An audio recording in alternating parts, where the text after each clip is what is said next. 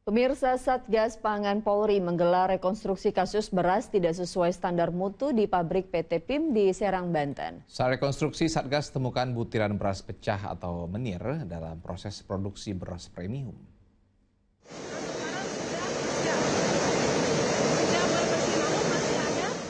Temuan butiran beras pecah atau menir dalam proses produksi beras premium didapat Satgas Pangan Polri saat lakukan rekonstruksi kasus beras oplosan di pabrik PT Padi Indonesia Maju atau PIM di kawasan terpadu Wilmar, Serang, Banten, Rabu pagi.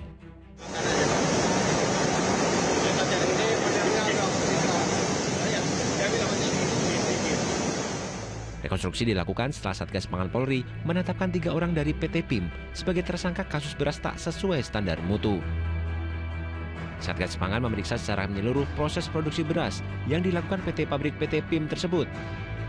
Mulai pemecahan gabah, proses penggilingan, pengemasan, hingga menjadi beras premium. Hasilnya didapati pengawasan yang tidak sesuai ketentuan dan tidak memenuhi standar kualitas pangan nasional. Namun Satgas Pangan Polri tidak akan menyetop kegiatan produksi PT PIM. Perusahaan diminta segera lakukan perbaikan agar produksi beras sesuai dengan label beras premium yang dipromosikan. Yang namanya proses dengan mesin kita tidak bisa menjamin 100%. Tapi yang penting mereka berusaha bagaimana supaya meminimalisir jangan sampai terjadi temuan. Artinya apa? Dengan proses yang ada tadi kita lihat di akhir masih ada pecahan menir tadi. Ya kan? Ya ini yang menjadi evaluasi buat manajemen. Sebelumnya, Satgas Pangan Polri menetapkan 3 orang dari PT Padi Indonesia Maju sebagai tersangka kasus beras tak sesuai standar mutu. Seorang diantaranya adalah Presiden Direktur Perusahaan, 2 lainnya Kepala Pabrik dan Kepala Quality Control.